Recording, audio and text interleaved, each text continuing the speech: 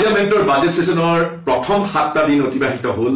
প্ৰথমতে আমি সকলোৱে আমাৰ বিৰোধী পক্ষ আমি সকলোৱে পাৰ্লিয়ামেণ্টত প্ৰয়াগৰাজত যি মহাকুম্ভ মেলাত যি আতিশয্য হল, যিদৰে এইবিলাক গোটেইবিলাক ব্যৱস্থাপনা যিটো কৰা হল, য'ত 50-60 কোনেও নাজানে আসলে কিমান মানুহ তাত পদপিষ্ট হৈ পেলাই তাত মৃত্যুমুখত পৰিলে। এই সম্পৰ্কে চৰকাৰৰ সম্পূৰ্ণ নীৰৱতা। ঠিক তেনেকৈ আমাৰ অবৈধভাৱে আমাৰ ভাৰতীয় নাগৰিক যেতিয়া আমেৰিকালৈ গৈছিল আৰু আমেৰিকাৰ চৰকাৰে যিদৰে আমাৰ ভাৰতীয় নাগৰিকক হাতে ভৰিয়ে বান্ধি মেলি পশুৰ দৰে আচৰণ কৰি আমাৰ ভাৰতীয়সকলৰ প্ৰতি যি ব্যৱহাৰ কৰিলে, সেই সম্পৰ্কে আমি সকলোৱে সৰব প্ৰতিবাদ কৰিলো। আৰু আমাৰ ৰাষ্ট্ৰপতিৰ ভাষণৰ যি আলোচনা, সেই আলোচনাত এটা আমাৰ বিৰোধী পক্ষৰ নেতা শ্ৰী ৰাহুল গান্ধীয়ে এটা নতুন দিশৰ এটা সংযোজন কৰিলে।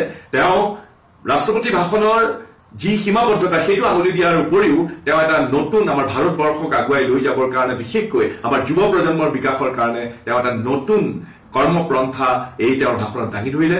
আকৌ ঠিক তেনেধৰণে প্ৰধানমন্ত্ৰীয়ে যেতিয়া উত্তৰ দিলে যেন যত দুখ নন্দ ঘোষ কেৱল কংগ্ৰেছ দলকে গালি পাৰি আগৰ প্ৰথম প্ৰধানমন্ত্ৰী নেহৰুকে সকলোৰ বাবে দাবী কৰিলে যেন ভাৰতবৰ্ষৰ এতিয়া স্থবিৰতা, আমাৰ নিবনুৱা সমস্যা, আমাৰ অৰ্থনীতিৰ এক পয়ালগা অৱস্থা, এই সকলোৰে কাৰণে কেৱল কংগ্ৰেছ দলকে দোষাৰোপ কৰিলে।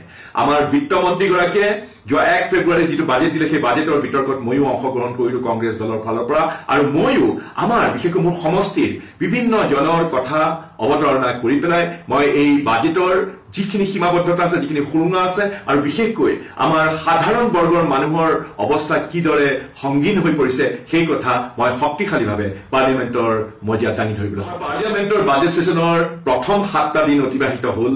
প্ৰথমতে আমি সকলোৱে আমাৰ বিৰোধী পক্ষ আমি সকলোৱে পাৰ্লিয়ামেণ্টত প্ৰয়াগৰাজত যি মহাকুম্ভ মেলাত যি আতিশয্য হল, যিদৰে এইবিলাক গোটেইবিলাক ব্যৱস্থাপনা যিটো কৰা হল, য'ত 50-60 কোনেও নাজানে আসলে কিমান মানুহ তাত পদপিষ্ট হৈ পেলাই তাত মৃত্যুমুখত পৰিলে। এই সম্পৰ্কে চৰকাৰৰ সম্পূৰ্ণ নীৰৱতা।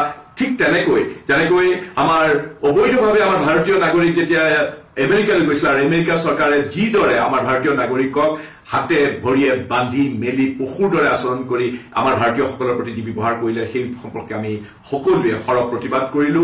আৰু আমাৰ ৰাষ্ট্ৰপতিৰ ভাষণৰ যি আলোচনা, সেই আলোচনাত এটা আমাৰ বিৰোধী পক্ষৰ নেতা শ্ৰী ৰাহুল গান্ধীয়ে এটা নতুন দিশৰ এটা সংযোজন কৰিলে।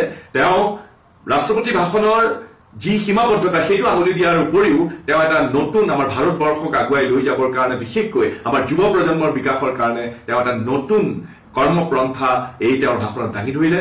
আকৌ ঠিক তেনেধৰণে প্ৰধানমন্ত্ৰীয়ে যেতিয়া উত্তৰ দিলে যেন যত দুখ নন্দ ঘোষ কেৱল কংগ্ৰেছ দলকে গালি পাৰি আগৰ প্ৰথম প্ৰধানমন্ত্ৰী নেহৰুকে সকলোৰ বাবে দাবী কৰিলে যেন ভাৰতবৰ্ষৰ এতিয়া স্থবিৰতা, আমাৰ নিবনুৱা সমস্যা, আমাৰ অৰ্থনীতিৰ এক পয়ালগা অৱস্থা, এই সকলোৰে কাৰণে কেৱল কংগ্ৰেছ দলকে দোষাৰোপ কৰিলে। আমাৰ বিত্তমন্ত্ৰীগৰাকীয়ে যোৱা 1 ফেব্ৰুৱাৰী যিটো বাজেট দিলে, সেই বাজেটৰ বিতৰ্কত ময়ো অংশগ্ৰহণ কৰিলো কংগ্ৰেছ দলৰ ফালৰ পৰা। আৰু ময়ো আমাৰ বিশেষকৈ মোৰ সমষ্টিৰ বিভিন্ন জনৰ কথা অৱতাৰণা কৰি পেলাই মই এই বাজেটৰ যিখিনি সীমাবদ্ধতা আছে, যিখিনি সুৰুঙা আছে, আৰু বিশেষকৈ আমাৰ সাধাৰণ বৰ্গৰ মানুহৰ অৱস্থা কিদৰে সংগীন হৈ পৰিছে, সেই কথা মই শক্তিশালীভাৱে পাৰ্লিয়ামেণ্টৰ মজিয়াত দাঙি ধৰিবলৈ সক্ষম হলো।